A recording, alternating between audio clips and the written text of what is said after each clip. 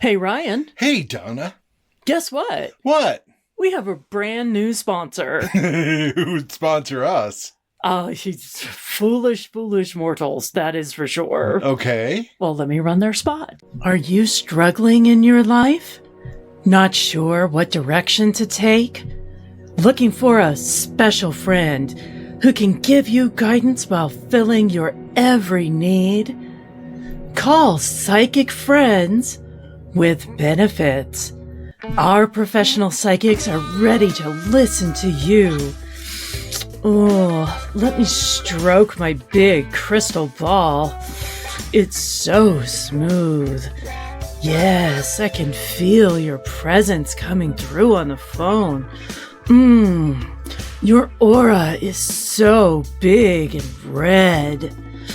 Yes, we do offer card readings. I can see the magician joining the lovers in a sacred three-way. Oh, positive, creative energy is coming your way. I offer deep dives into your horoscope. Hey, Sagittarius, today is a good day to play around. Be on a lookout for a fiery Aries to share your passion with you, especially as Jupiter is entering your house. Nothing is hotter than two fire signs getting it on. Just thinking about it is making me burn with anticipation. Oh, I see a full moon rising, and oh yes, I see Uranus. It looks like next week it will be hard for you. Is it getting hard already? On our second call, we will do a wax divination for free. Yes, I'm staring deep into the candle flame. Oh, let me just pour out some of this wax. Oh, it's so hot on my hand. It's forming a great mighty staff. Oh, yes. You need to seize your rod of power and thrust it forward again and again if you want to get that big promotion. Call me today. It's only $5.99 a minute. 976-555-0069. Once again, I'm at 976-555-0069. Yeah, Psychic Friends with Benefits, where every reading delivers a happy ending.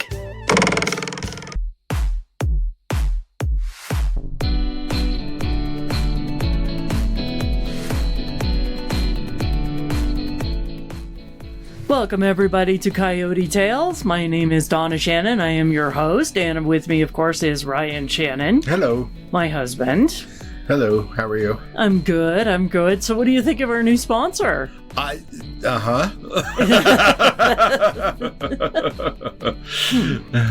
It's an interesting sponsor. Yes.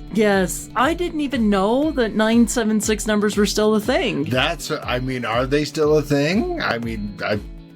I was always afraid to call them because, $6 a minute, that's a lot. Yeah, because also it takes a while to get into the conversation. It does take a while to get into the conversation. Oh, okay. So I think we need to explain some things to our younger listeners. Good point. Or to even remind our older, grizzly Gen X listeners like ourselves. Because we are old and sometimes we forget. Yeah, so 976 numbers existed in the 90s and advertised a lot, like late at night, and you would call in and you would talk to a very nice person who would there was the psychics who would do your readings, or if you're really lonely, you could be talking to hot women waiting for you. Oh, they were also in the back of certain magazine issues. Yeah. Yeah. That's where they were advertised. Yeah, that's where they were advertised a lot. Yeah. But, when we got this sponsor come in, I had to double check and make sure it was legit. And yes, 976 numbers still, they still exist. Wow. What, does it just charge your cell phone bill? Yeah. And it's flat fee. and you no longer get the pleasure of speaking to a live person most of the time. That's what makes our sponsor so wonderful, that it's still live readings. There's still a live readings. Yeah, most of the time it's just like recordings. Oh, yeah. Yeah, so really boring shit too. Like, how do you know? I Google. Well, I don't trust fucking Google. They think Gen X's are all dead. No, we'll get to that in a minute. But no, so it's like you can have your kid call and talk to Santa. Oh, okay, yeah. Or you can get the weather reports. Why would you pay for a recorded weather report? I don't know. Just get a weather rock. Yeah, a weather rock? Yeah. You don't know what a weather rock is? No. So the weather rock, you hang outside. If it's wet, it's raining. Oh. If it's hot outside. If it's covered in snow, it's snowing. If it's blowing sideways, it's windy. Oh, this is a very effective technology. It's very effective technology. So it's like pet rocks, but they got jobs. Yes, it's pet rocks that finally got jobs. Oh, God. Now we have to explain pet rocks. Pet rocks were rocks. Yes, but some of the most clever marketing that ever happened in the 70s. Was it 70s and 80s? It's late 70s, early 80s, yes. Oh, yes. Did you have a pet rock? I don't remember if I had a pet rock or Of not. course I had a pet rock. Of course. That's why you like rocks, though. I do. I have a lot of crystals. I have a lot of rocks. Yes. And so the pet rock came in a little box that was like, you know how you would have like the little cardboard box that you brought your pet hamster home in? Yeah. So it was a box that looked like that. Okay. It even had like some of the shredded paper at the bottom. Did it have air holes? It did. Shit. And it was just a rock. And just like a plain river rock. It wasn't an agate. It wasn't a crystal. It wasn't anything. It was just your basic gray or black rock.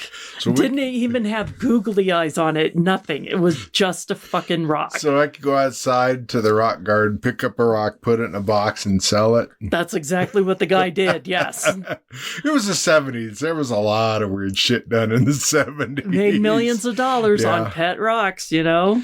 Well, one was the smiley face t-shirt brought out. Yeah. Hey, have a nice day. I think that was in the 70s too. Yeah. 70s, 80s. What the hell is that noise? That's a cat. Oh. Trying to get in here. It's a cat trying to get into here.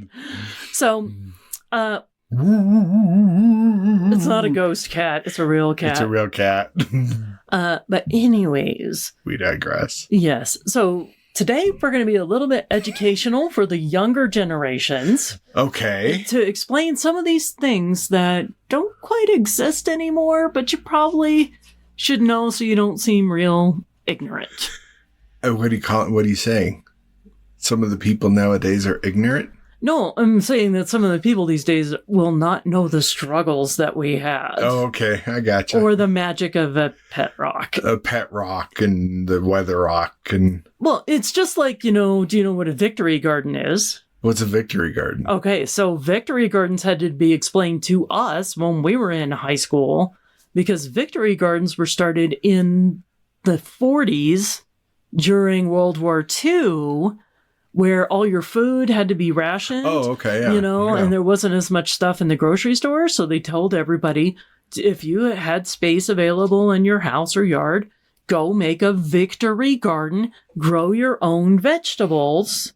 Because the rationing was so... I saw a video on this. See? Yeah. So we had to be taught that stuff because we didn't live through it. Right. So now we get to laugh at younger generations for not understanding what our struggles are. True. Or true. were. All right. And what was one of those struggles? The joy of hanging up a phone. Hanging up a phone. Like slamming the phone down on an asshole. Okay.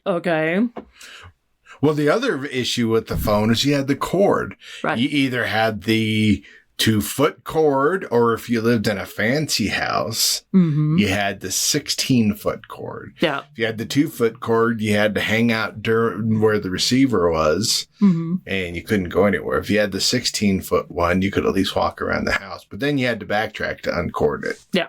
Yeah. So you actually had like a handset. A handset. That connected to the body of the phone. And if you wanted to like just stop talking to somebody, you just, literally hung it up. You hung up. Right. And you could just slam that thing down if they pissed you off. You can't do that with a cell phone these days.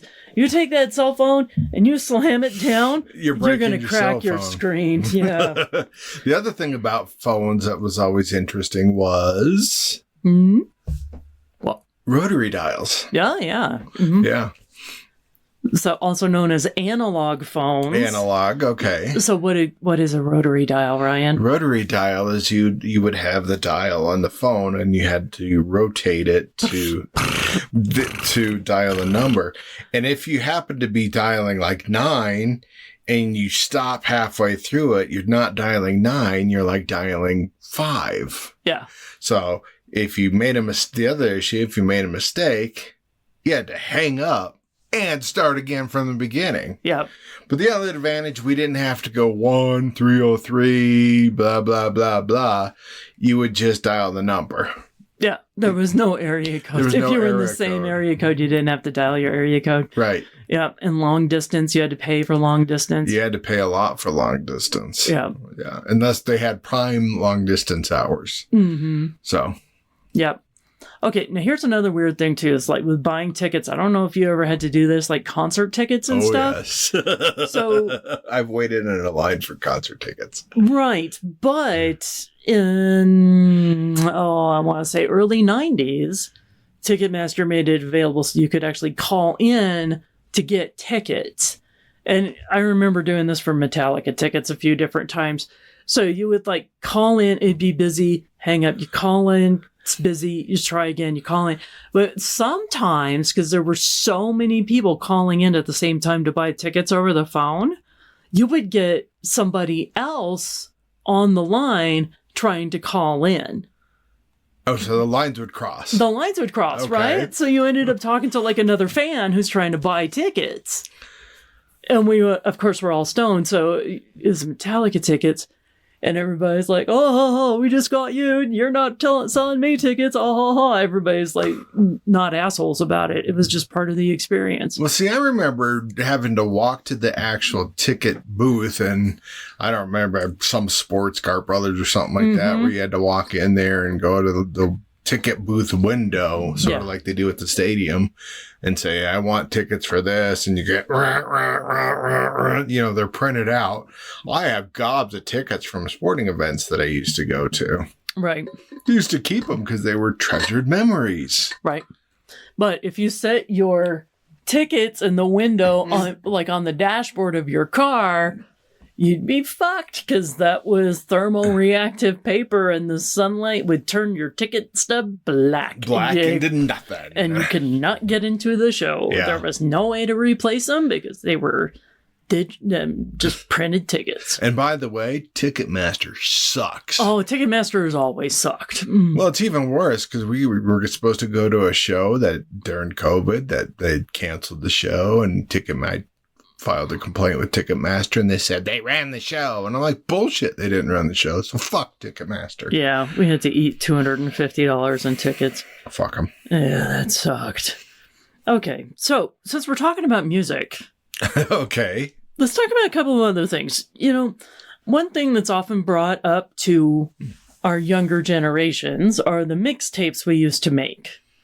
So mixtape would be you would have the album, or in later dates, the CD, and it would be part of your gigantic stereo system that you could take the songs and re-record them down onto a cassette, and you would give them to somebody special, or you would make your own workout tape so that when you're in the gym or walking around or whatever you do with your Walkman, you can listen to your mix tape on cassette. On the go. They were a pain in the ass to make. Oh, I loved making mixtapes. They were fun to make because it would kill hours. Mm-hmm. You'd have to fast forward to the song that you want, or get the needle placed on the record right where you want it, or fast forward to the song. You got to make sure there wasn't any extra at the end of the song, because sometimes you would cut off the tape early and be, oh, I fucked that up. I got to go back and change it. Yeah.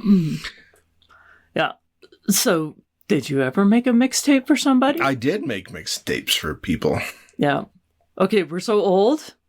When we first started dating, we gave each other some mixtapes. We did give each other mixtapes. They were CDs, though. They were mixed CDs. I still think it's funny that one of the ones you gave me, it was Social Distortion. But then at the second half of the CD, you put the soundtrack from Lost in Space. It's a decent soundtrack. It's got some songs in it that are interesting and then ones that are dogs. Yeah. But it's a soundtrack. That's how that works. Yeah. But the last song on that Social Distortion is singing about, angels come and taking me away. And then the first song on the Lost in Space is like this very ethereal sounding instrumental piece. That's a good piece. And I was always thinking, wow, that's a great way for Social Distortion to end their album. They make it so it sounds like the angels are fucking carrying him away. Well, then it took me months to figure out that song is not part of that Social Distortion album. No, it's not. It's part of the Lost in Space album. Yeah. Okay. And there's the other thing too. You just made me copies of whole CDs. You didn't do the whole curated one song after another. They're leading to a pure thought. That's what I did for you. Sorry. I can make you one if you want to. I still have the equipment. I still have a VHS player downstairs. All right. But there was one recording media for music that really sucked ass from the 70s. Yes. What are we talking about, Ryan? That would be the wonder of 8-track tape. What? Yes, I can't explain it, but I know it sucked. Yeah. So I can actually explain this for you a little bit better. Okay. So an 8-track tape is one that, number one, it's fucking huge. It's double the size. So a cassette would probably be what, maybe it's 3 or 4 inches? Yeah, it's 2 inches by 3. 2 by 3. So the 8-track would be 5 by 8, and maybe big. Maybe 4 by 6, 4 by 7. Yeah. Huge. Yeah, big. And so it's a continuous loop track. Also, the tracks referred to on the magnetic tape of an 8-track cassette are 8 individual tracks. Now, to understand this, when you listen to a cassette or a CD, there are 2 main tracks, right and left. It's stereo. Okay. So on the 8-track, each one plays individually. So it's mono. It's just one. It's not left and right. You don't have the stereo effect, right? And there's 8 individual tracks. So it plays track 1, then it loops, plays track 2, then it loops, then at 3, and then it loops, and so on. So it's continuous music.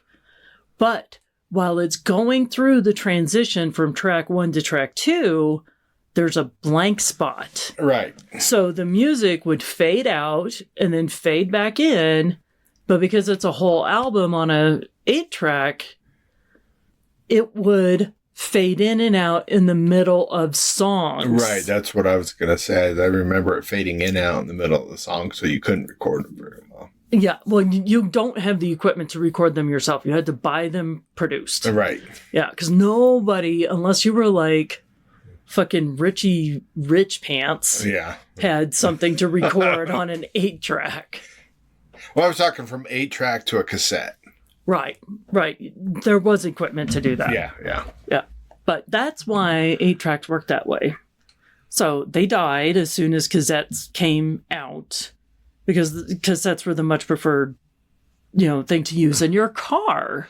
And plus you can buy cassettes that were 90 minutes, 45 minutes per side. Mm-hmm. You also had the 60 minutes ones, which sucked because they were 30 minutes a side. Right. And sometimes you couldn't get the full album on a side. Right. Now, also, you could buy the album onto the cassette. You didn't have to buy a vinyl album, then record it down to your cassette. They did sell them as cassettes. Unless you were cheap and your buddies parents bought the album Mm-hmm. and you like, hey, I like that album. Can I make a recording of it? Mm-hmm. Yes. So I made a recording of it. So then I had the album. Yep. Because we were kids. We didn't have money. The $2.99 for a cassette. I don't know how much it was. It's just an ass grab. Yeah. Ass fact. Ass fact. Is probably, well, the blank cassettes are probably about $2-3 each. Yeah. Whereas an actual album would be about 10. Yeah. Yeah. Unless you go to a truck stop and get it in the discount or the rack where you get your $2.99 greatest hit CD. Yeah.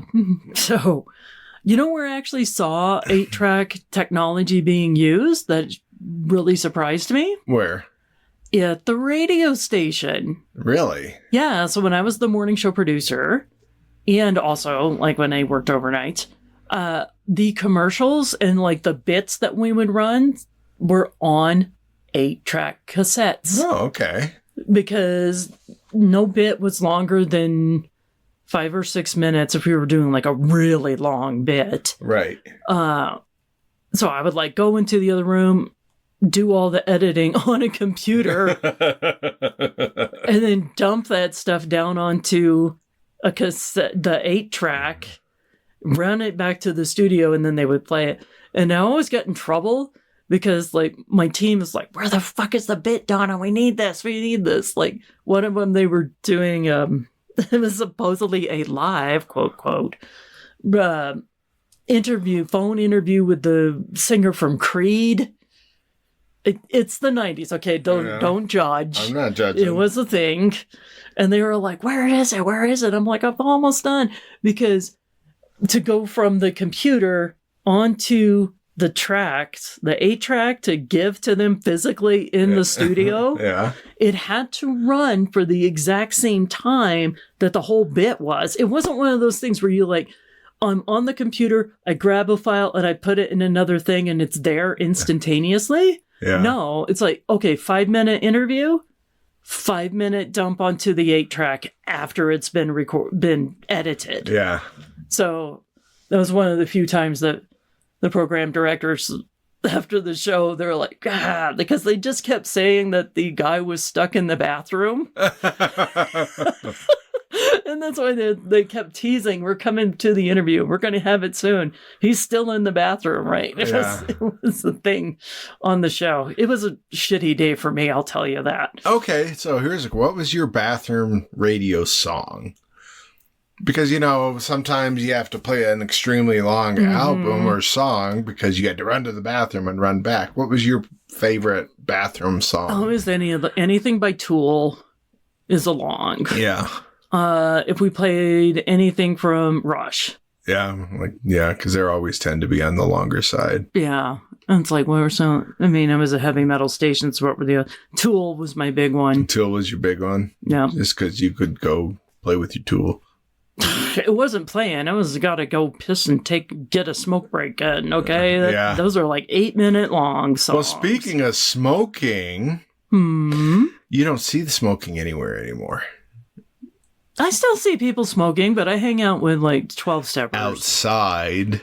Yes. You don't smoke. Inside. Because there used to be a smoking and non-smoking section of the restaurant. And on the airplanes, on too. The airplane, there was usually your section was a 2-foot gap, no ventilation, smoking. So, you're eating food here and 2 booths over, you got a smoker. Mm-hmm. So, yeah, you don't see that anymore. Yeah. Smoking on an airplane, smoking in a movie theater. Yeah. You used to smoke in the movie theater. Well, that's not so bad that one's gone. I'll champion that one. Yeah. Okay. Got a couple of things here to talk about before we go to our break. But one of the things I think that's probably going to be the weirdest that people don't get is in the 80s, your car had there were 2 types of gas you had to buy for your car. There was regular and unleaded. Yes. And some cars could not run on regular gas. What does that mean, Ryan? I don't know. No catalytic converter? I don't know. I don't know. I was hoping you would know. No, You're a no. guy. I don't know much about cars. What would happen if you put... Okay, there was the thing where you could put unleaded gas into anything, but oh, fuck, I don't remember. I don't remember. To the Google. This is beyond me. Okay, now I gotta look this one up. All right. So, yeah, the other thing about cars is you always had to roll down the window manually. There was no, like cars today, you push a button. Cars of growing up, you'd have to crank it to roll it down. And my friends had cheap cars, so sometimes the crank broke out. So you would get a wrench, and you would have to put the wrench on it and turn the wrench to roll down the windows because, we were cheap. My friends had cars that you could literally look down and see a rust hole and see the street zipping by. Right. You know what? Even Google doesn't know the difference between regular and unleaded Well, gas. that's Google. Google thinks Generation X is dead. Gen X is Oh, yeah. dead. Okay. So here's the thing. We were trying to research stuff for our next section about movies. I'll tell you about that after the break. Okay. So anyways, this thing with regular and unleaded gas, your basic shitbox car could get by on regular gas. Right. I don't know why, though. But if you had a fancy ass newer car, and it would say unleaded gas only. Only. So here's what Google thinks this means. All right. What does Google think?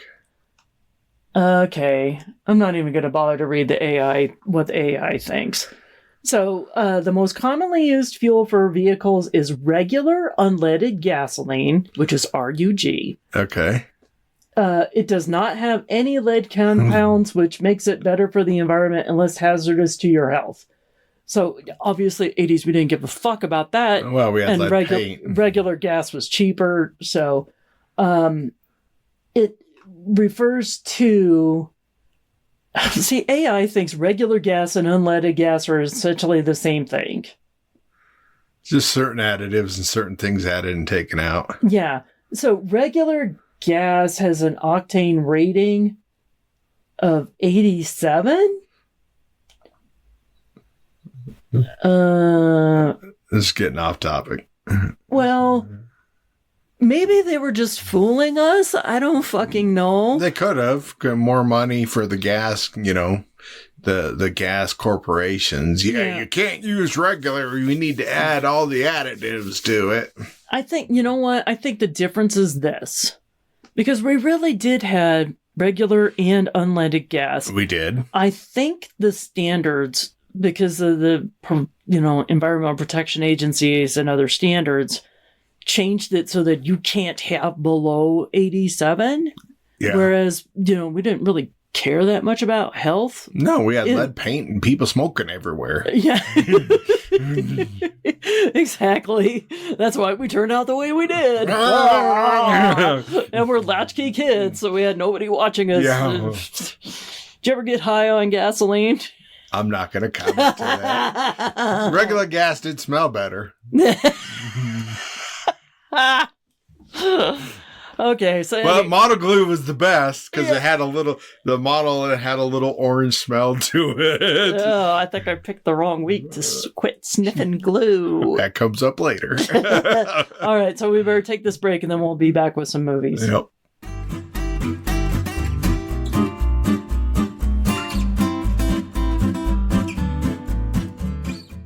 And we are back.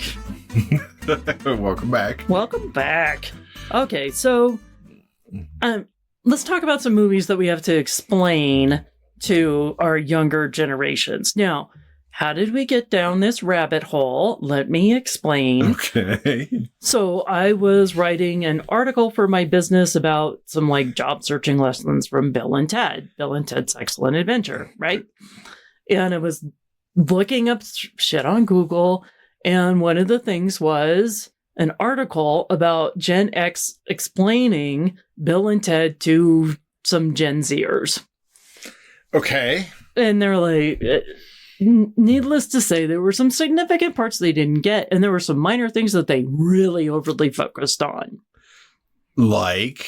Okay, so the two Gen Zs who were watching the movie were like, there was this wonderful part in the movie where they they thought the knight had killed Ted, and they were like, oh, and then they came back together and realized nobody's dead, nobody's hurt, and then they hug each other, and it's like this very special male bonding moment, and then they back off and they look at each other and they call each other a homophobic slur, and they were so offended by that.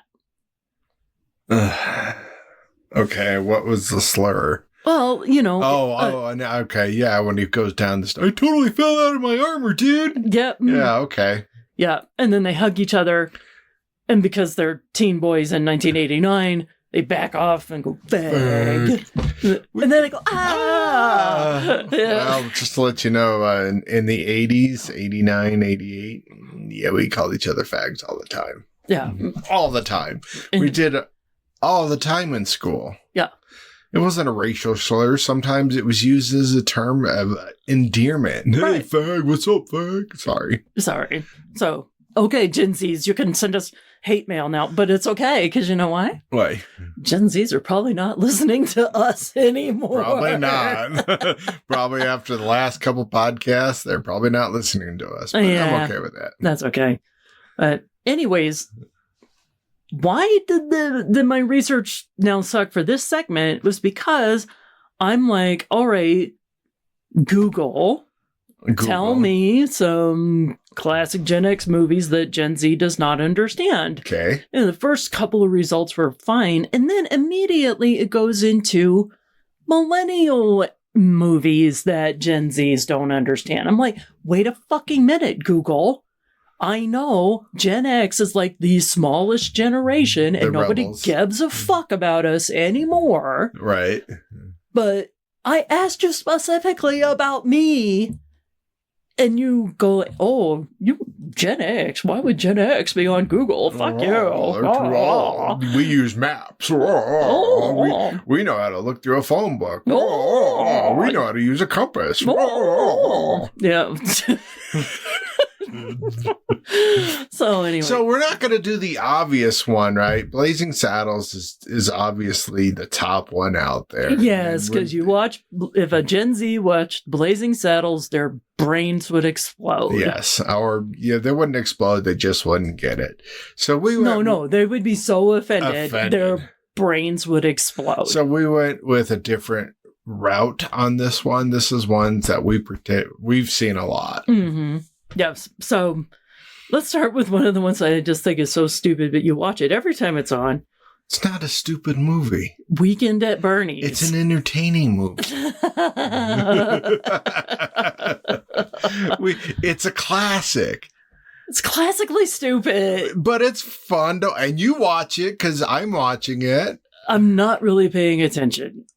Oh, okay. Well, it's a good movie, So for anybody who has not seen this, what is Weekend at Bernie's? So Weekend at Bernie's is a classic movie, compared to what Donna says, about these two kids get invited to this rich guy's house. They're not kids. They're 20-somethings that work for his investment firm. You want to explain it? No, just wanted to clarify that. Okay, they're 20-some-year-olds that get invited to the boss's house, who's been skimming money for years off this insurance company, maybe. This is like an investment firm or something. So, and he wants to kill them, but instead he gets killed because he's sleeping with a mob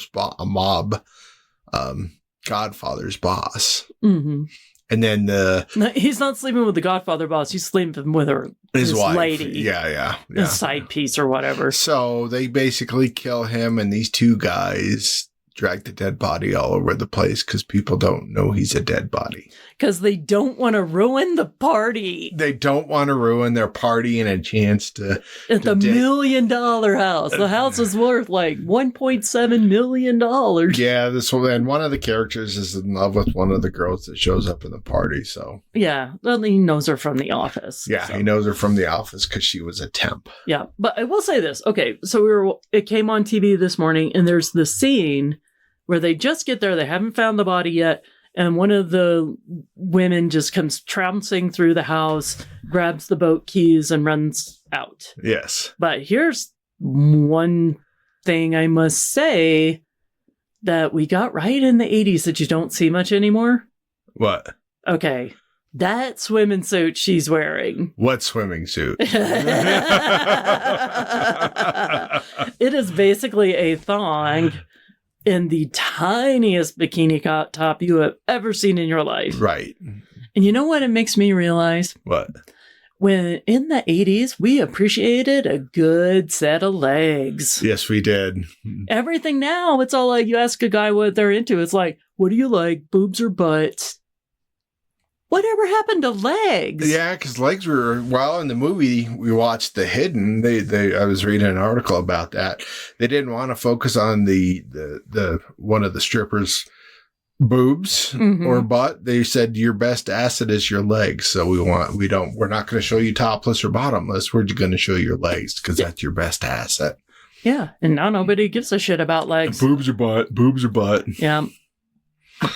But Weekend at Bernie's is a good movie. I know there's one scene that upsets you. It is. It does.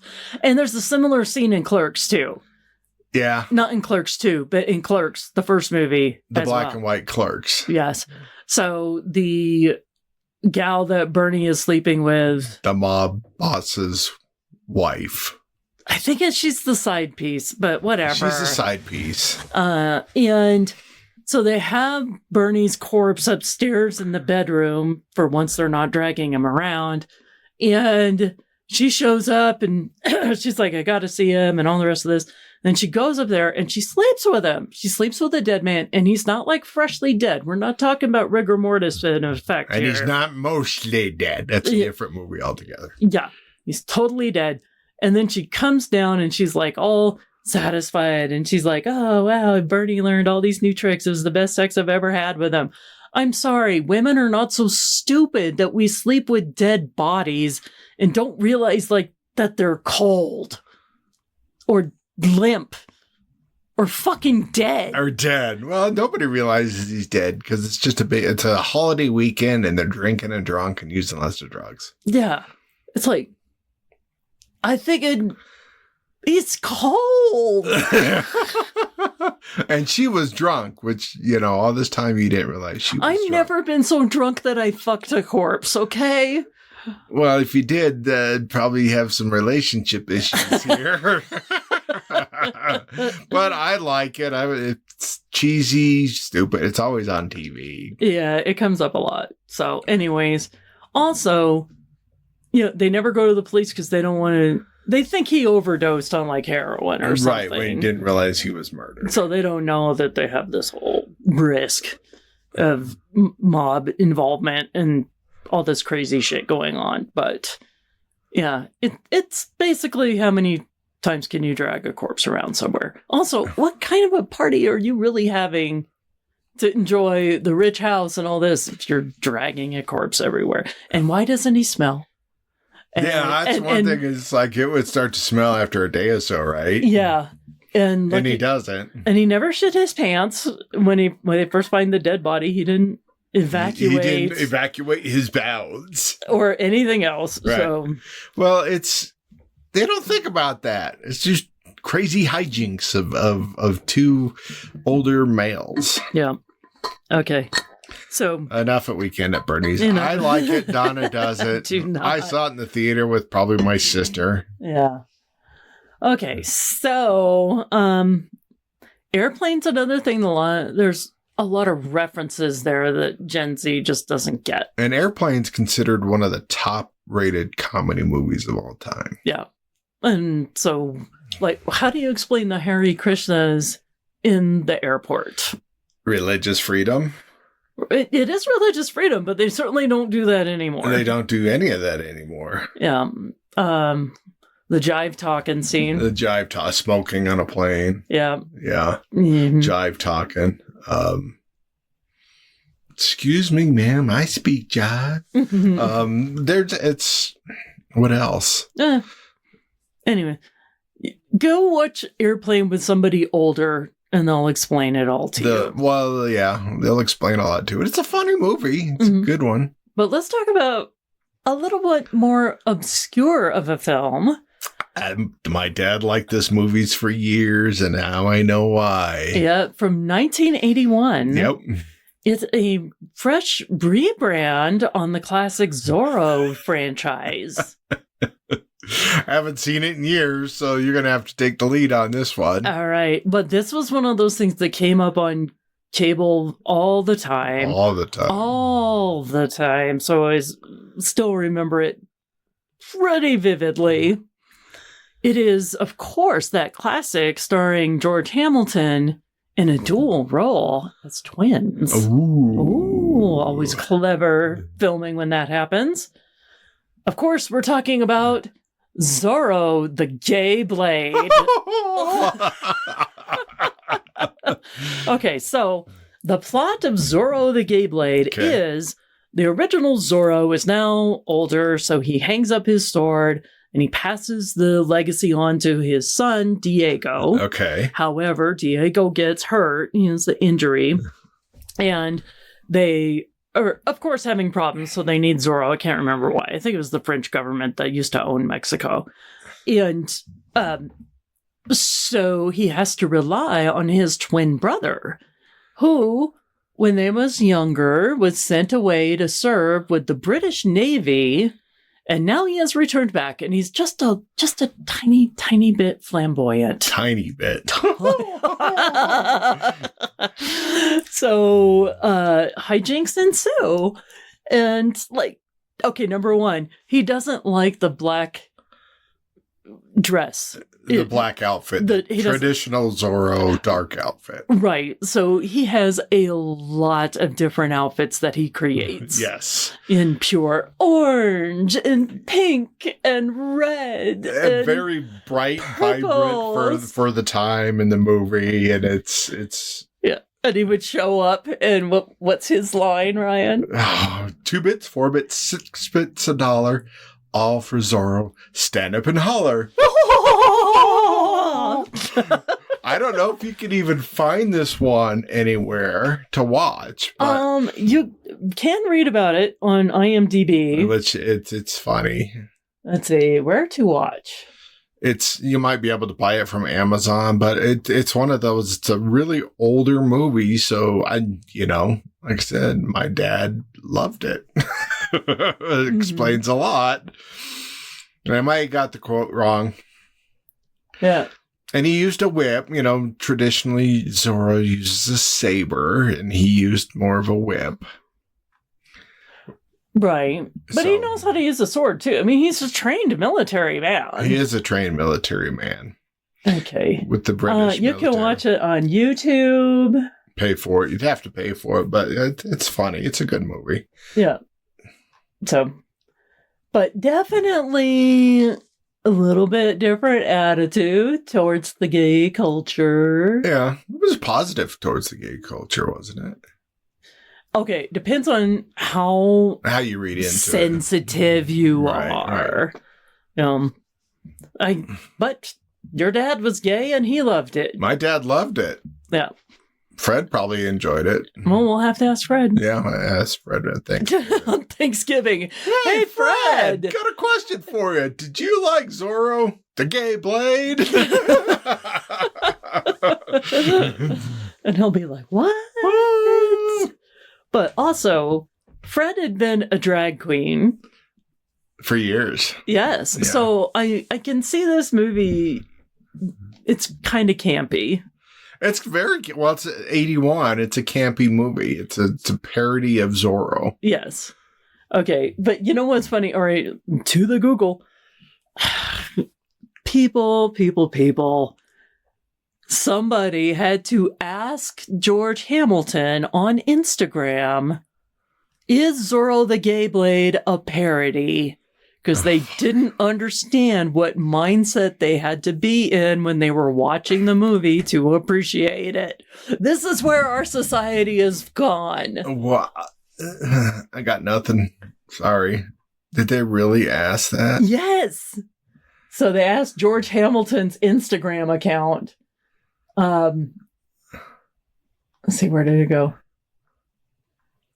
Yes, he's like Zorro the Gay Blade, a spoof on Zorro in which I played twin brothers. One straight, one gay. Well, they did a ton of spoofs back then because that's what people wanted. But I'm just... That they would be asked today. You had to ask the actor on Instagram if it's a parody or not.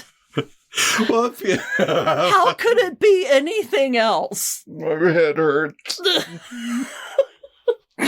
My brain hurts.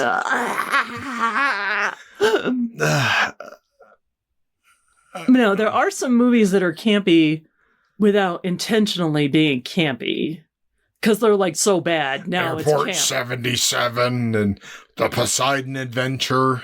Or, no, campy like The Howling 2. Your sister is a werewolf. Oh, God, we did watch that, didn't we? We did watch that. I don't remember if I fell asleep or not. No, because that's the one that had the werewolf orgies. I don't remember the werewolf orgies. How could you forget the werewolf orgies? That movie, I just out of my mind. Once it ended, it was like etch and sketch. And her ate it. All right, so I will throw a shout out to another podcast. Okay. The Random Horror Generator podcast number 9. Yeah. Which is the couple of the guys who make Night Vale. So Cecil Baldwin and Jeffrey Craner. And they talk about horror movies. And that's why we ended up watching The Howling 2. Because I had to watch it so I could hear the podcast talking about it. True. So if you're not sure if things are camp or not, or unintentionally camp, listen to that podcast and you will learn. Because, Cecil's gay and he'll let you know. Well, and then some of the movies in the 80s come across campy, but they're not. That's the whole point. Unintentionally campy. Unintentionally campy. Like the one I watched about Made You Watch Without Warning. Mm-hmm. That scared me growing up. And watching it years later is like, holy shit. Alien! Alien!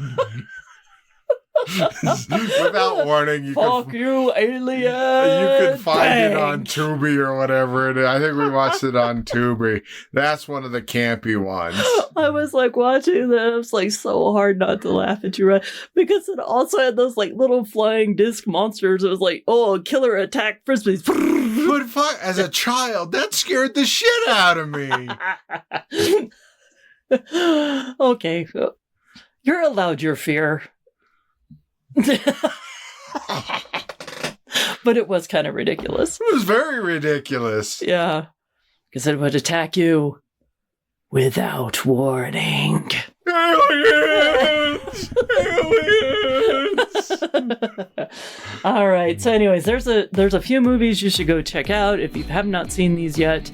And any last things that you want to add, Ryan? Aliens! No, I don't have anything else to add. All right. Well, as always, if you like what you've heard here, give us a like, give us a follow, maybe even give us a comment. If you didn't like what you heard here, well, just keep it to yourself and just like fucking grow a pair. Right. Aliens! Right. Have a good day. Bye. Donna Shannon's Coyote Tales is a production of Coyote Visions Productions and is hosted by Donna Shannon. Ugh, nothing redundant about that. Theme music is Coyote Strut by James Ney. All other music is ethically sourced and licensed from sounddogs.com and epidemicsound.com. And we paid for it, I swear. We can provide receipts if necessary. All the stories you've heard are true. Only the names, events, and facts have been changed for our own amusement. In the immortal words of Obi-Wan, so what I told you was true from a certain point of view. Find all of Donna Shannon's website and social media links at Linktree. That's linktr.ee/Donna Shannon. Follow us and find out all about upcoming shows and live performances. Now go out there, enjoy life, and grab some tales of your own.